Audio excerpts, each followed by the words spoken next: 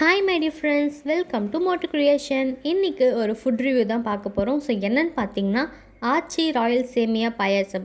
So இதோட taste எப்படி இருக்குது, ஸோ இதில் என்னென்ன பொருள்லாம் ஆட் பண்ணியிருக்காங்கன்னு உங்கள் கூட வந்து ஷேர் பண்ண போகிறேன். ஸ்கிப் பண்ணாமல் வீடியோ பாருங்கள். ஸோ ஃபர்ஸ்ட் டைம் யார் இந்த இன்ஸ்டன்ட் பாயாசம் பார்க்குறீங்களோ ஸோ ஒரு லைக் பண்ணிவிடுங்க. ஸோ இந்த மாதிரிலாம் நீங்கள் யூஸ் பண்ணியிருந்தால் கீழே கமெண்ட்டில் சொல்லுங்கள், நான் தெரிஞ்சுக்கிறேன். ஸோ ஃபர்ஸ்ட் இதோட ரேட் வந்து பார்த்திங்கன்னா 120. ஸோ 1 வாங்கினா 1 வந்து ஃப்ரீ. ஸோ பை 1 கெட் 1 தான் இது. ஸோ இதில் வந்து பார்த்திங்கன்னா நம்ம தனித்தனியாக சேமியா ஜவ்வரிசி எல்லாமே போடுவோம். பட் இதில் வந்து மிக்ஸுன்றதுனால என்னென்னலாம் கொடுத்துருக்காங்க பார்த்திங்கன்னா பாஸ்தா, சேமியா, சுகர், திராட்சை, முந்திரி. ஸோ இது எல்லாமே வந்து இதில் மிக்சடாக இருக்குது. ஸோ நம்ம இதில் வந்து எதுவுமே ஆட் பண்ண தேவையில்லை.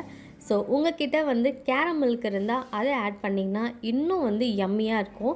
ஸோ நார்மலாக நான் வந்து பார்த்திங்கன்னா மில்க் தான் ஆட் பண்ணியிருக்கேன்.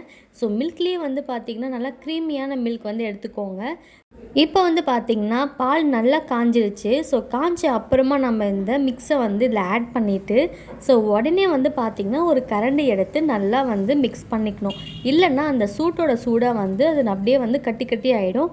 அதனால் ஒரு 2-3-4 மினிட்ஸ் வந்து நல்லா மிக்ஸ் பண்ணிக்கோங்க. ஸோ இந்த சேமியா வந்து நல்லா வேகணும், அதுக்காக ஒரு 5 மினிட்ஸ் வந்து அப்படியே விட்டுருங்க.